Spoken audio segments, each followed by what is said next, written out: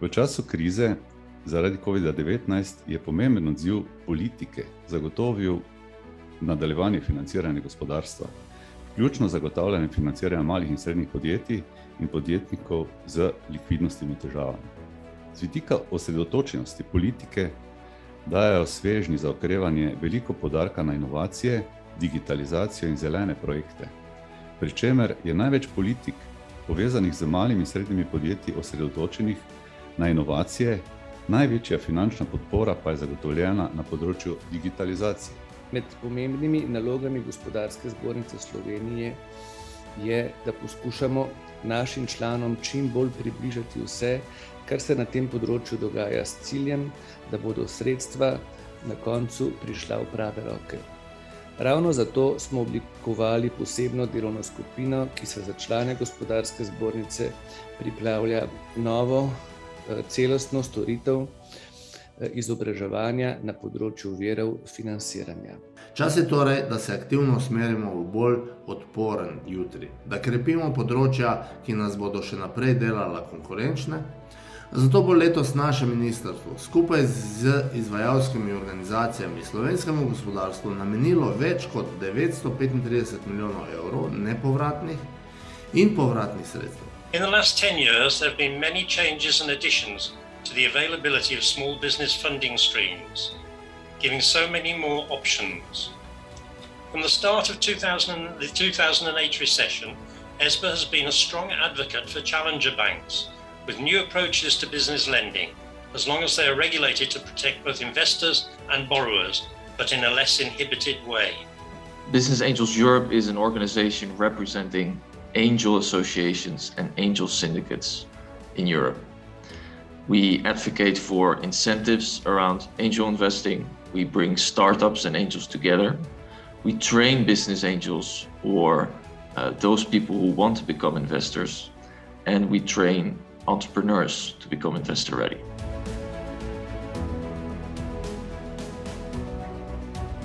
Ego je torej napihnjena mala beseda, ki lahko uniči zelo veliko, velikansko besedo, kot so odnosi.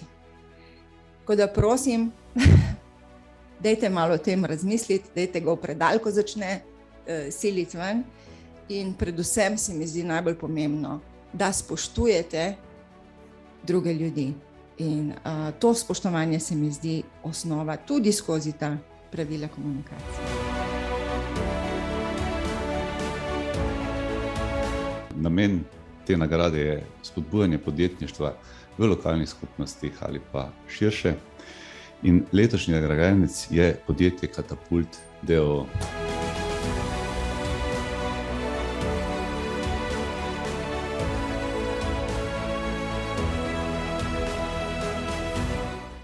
V Katapultu smo se obnašali zelo podjetniško in smo rekli, v čem smo mi dobri.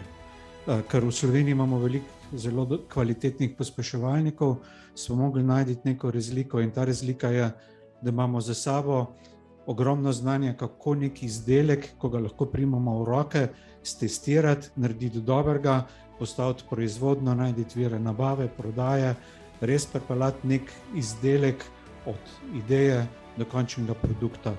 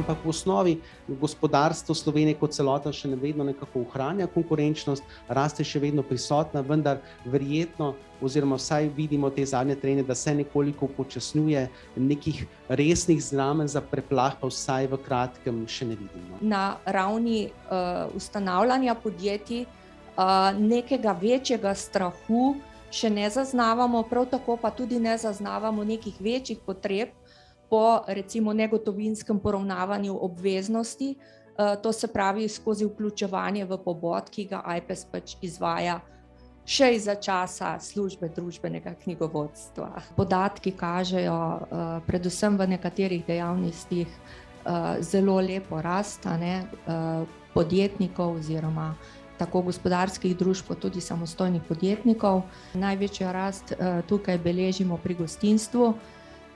Naslednja taka rast je vidna pri dejavnosti zdravstva in socialnega varstva in pa seveda tudi poslovanje z nepremičninami.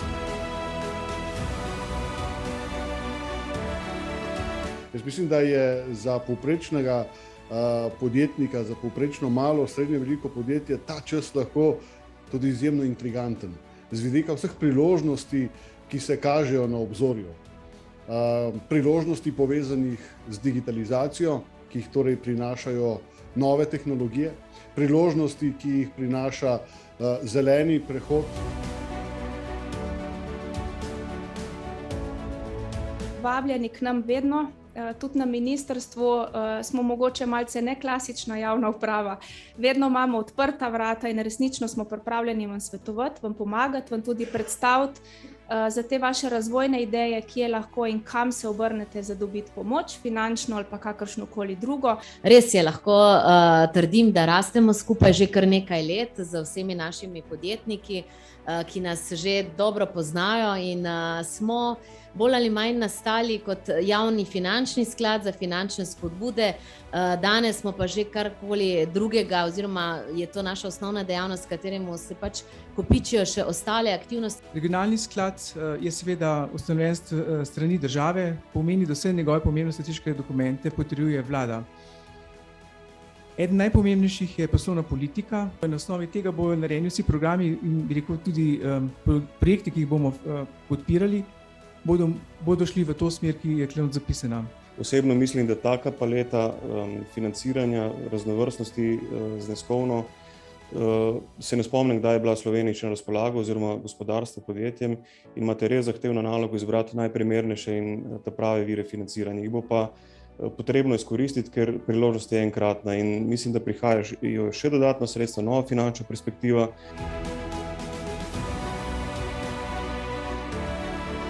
V tem obnašanju, v tej udeležbi lahko tiči kar nekih izhodišč, ki bi lahko tudi govorili v tem naslonu ali pa naslovu, da lahko ob tem, ko sijete v svojih službah, da lahko zasijete tudi na cesti z svojim načinom udeležbe. V principu gre za zavarovanje kratkoročnih terjatev do 180 dni, izjemoma tudi lahko malo več, pred insolvenčnimi postopki, se pravi stečajem oziroma prisilno poravnavo ali pa podaljšano zamudo kupca. Kot rečeno, krijemo tudi nekomercialne oziroma politične rizike, delno za pomočjo SID banke in pa delno pa čisto na svoj račun. Vaše premoženje so tudi terjatve in te terjatve so prodajljivo premoženje. Faktoring je storitev, pri kateri lahko prodate vaše nedospele terjatve in takoj pridete do denarja iz prihodnosti. S to storitvijo izjemno hitro in enostavno pridobite likvidnost, ki jo lahko uporabite za tekoče poslovanje. Mi opažamo, da v Sloveniji je še precej nekako strahu pred nekimi lastniškimi investicijami, predvsem pri družinskih podjetjih. Pride do vprašanj, kaj pa sedaj bo potem nekdo tretji prevzel moje podjetje, ki smo ga 30 let gradili. Ne? To je samo stvar, da je treba zadevo prav zapeljati. In ob koncu bi samo predstavila dokument Gospodarske zbornice Slovenije, Horizont prihodnosti, samo 3 slajde. To je bilo na vrhu gospodarstva, bom rekla, iz baze članov. Konkretno sama sem vodila malo gospodarstvo in poslovno okolje je nastal digitalni dokument, ki je bil prikazan na Brdu. Konkretno za malo gospodarstvo bi prosila naslednji slajd. Lepo se vidi podpora prenosu družinskih podjetij, ženskam prijazno podjetništvo, davčne razbremenitve, kupuj domače, enakopravnost malih trgovcev, skratka vse to, kar smo izpostavili.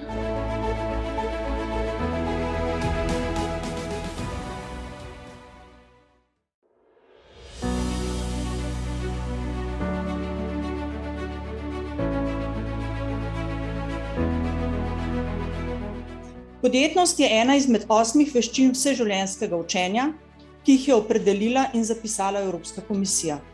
Sedanja gospodarska kriza na eni strani in trendi prihodnosti na drugi strani vse bolj radikalno spreminjajo tudi našo sedanjost in vplivajo na znanja ter pričakovane kompetence, ki jih bodo novi rodovi potrebovali za preživetje.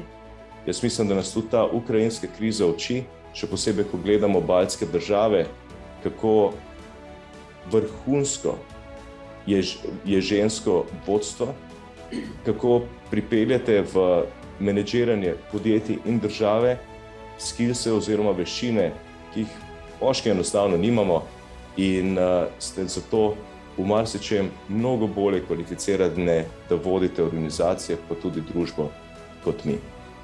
Prepričana sem, da je podjetništvo odlična karierna izbira. Prav zagotovo pa ta pot ni lahka. Z voljo, vztrajnostjo in ustreznimi kompetencami pa je lahko izjemno uspešna, kar dokazujete vi, drage podjetnice. Ko sem se jaz začela ukvarjati z raziskovanjem ženskega podjetništva, so mi rekli, da se ukvarjam s seksi temo.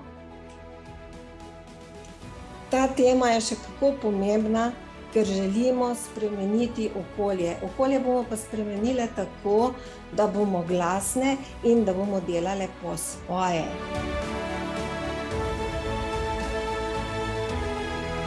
Slovenske podjetnice so bistveno bolj aktivne na lokalnih trgih, bistveno bolj na nacionalnih trgih in daleč manj na internacionalnih trgih.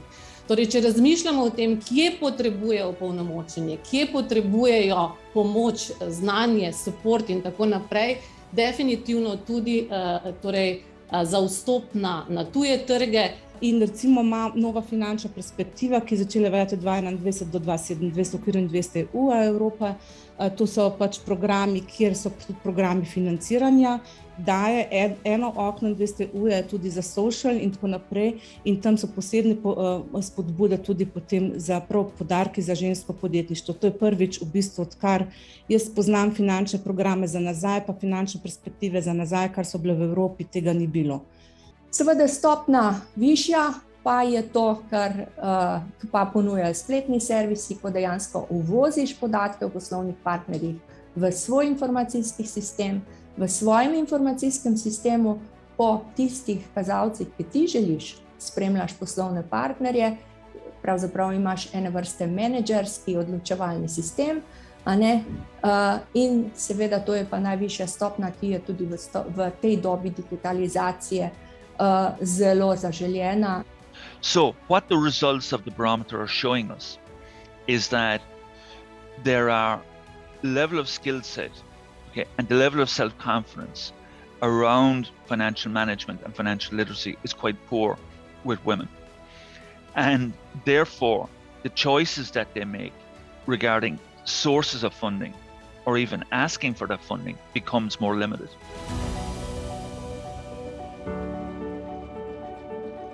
V tem modernem svetu, kjer je polno digitalizacije in motenj, ki nas v bistvu ovirajo pri tem, da smo pozorni, je najbolj pomemben to, da ostanemo osredotočeni nase in da izhajamo iz sebe. Tako da ta del, po moje, je najbolj pomembno, da ohranjamo. Vsekakor pa svetujem dvig digitalnih kompetenc. Mislim, da celotna družba mora se zavedati, kaj nam prinaša internet in tudi kaj od nas zahteva. Zaradi tega, ker zahteva pa dejansko znanje in pa kompetence, da lahko v tem svetu živimo, ker tam je še vedno divji zahod. To je v podjetništvu nujno, da skušate biti ne sledilci, ampak trendsetterji. In mislim, da je nam to kar uspelo.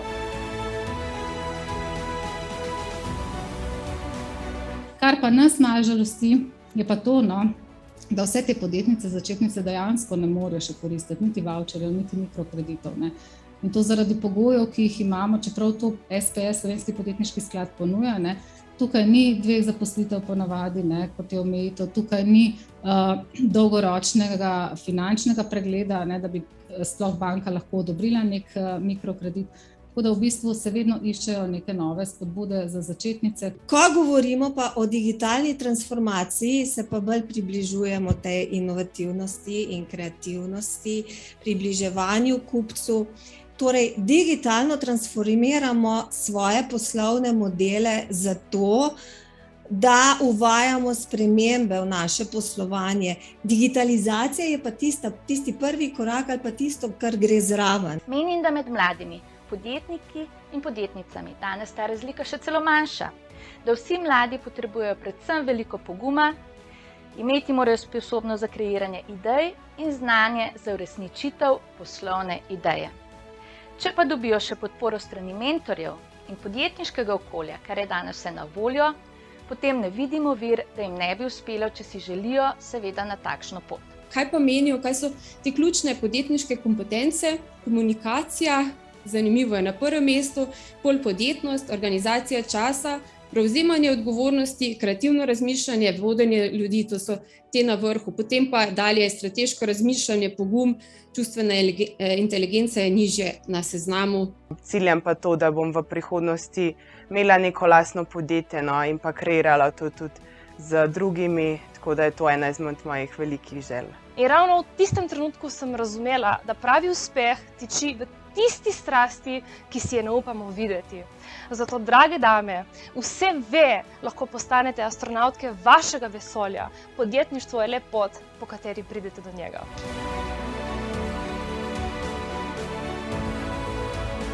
In tukaj je potem tisti del, ali razumemo neko svojo vlogo v teh različnih udeležbah, ker nas vse to, kar opažamo po drugih, potem moti. Lahko govorimo o neki kulturi vožnje ali pa kulturi obnašanja. Če razumemo razloge, zakaj obstajajo pravila vožnje, nam je mnogo lažje. Če boste si pravilno optimizirali profil, pa vas bojo ljudje pogooglali, bo vaš LinkedIn prišel na prvem mestu. Druga stvar, kar pa je tudi, da večinoma gremo na LinkedIn profil, da ljudi preverimo, kakšne profesionalne kapacitete imajo. Ženske imajo zelo veliko moč vplivati na to, kako familija funkcionira, kako otroci odraščajo, kaj se govori od podjetništva, kako doživljajo vse skupaj. In zaradi tega je tako rečeno Chief Emotional Officer, CEO. Čeprav je ponavadi moški tisti, ki je CEO, mož, ampak žena je pa odzadaj tista, ki je Emotional Officer. In če je familija v redu, je potem tudi biznis v redu. Kaj je ključ do grajenja izpolnjujočih odnosov? Aktivno poslušanje.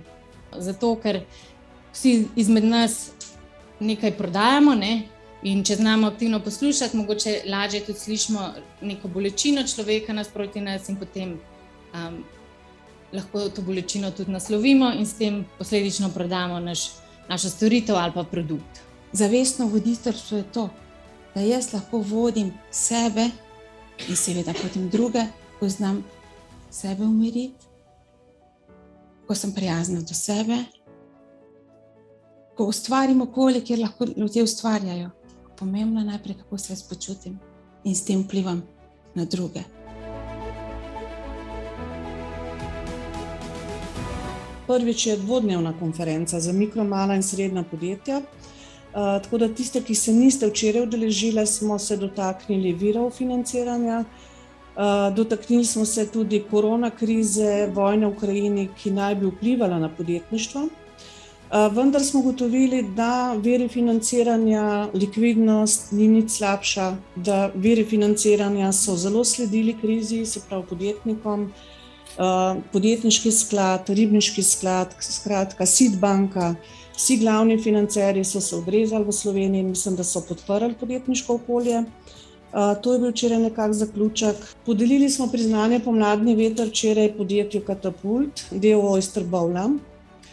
To je poslovni angel, tako da tudi tukaj priznanje mislim, da je bilo podeljeno pravilno in pravemu podjetju. Zakaj smo naredili dan ženskega podjetništva in zakaj je veliko dogodkov na to temo tudi v Sloveniji? Ker je 30% samo podjetnic v Sloveniji in mi se želimo, da bi bilo to pol-pol. In ko bo pol-pol, tega dneva več ne bo.